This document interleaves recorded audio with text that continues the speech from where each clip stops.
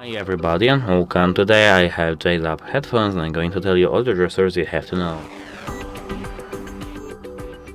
At first we have to bring this right one earbud, and now if we single tap on our touch panel, which is located over here, you can see that our volume is being increased.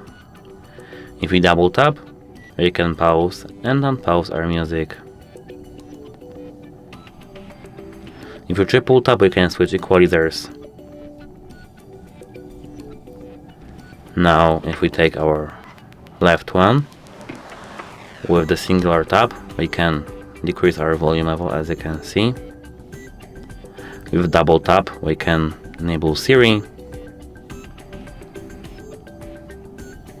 And with the triple tap, we can go to the previous song. That's it, hope it helps you and goodbye.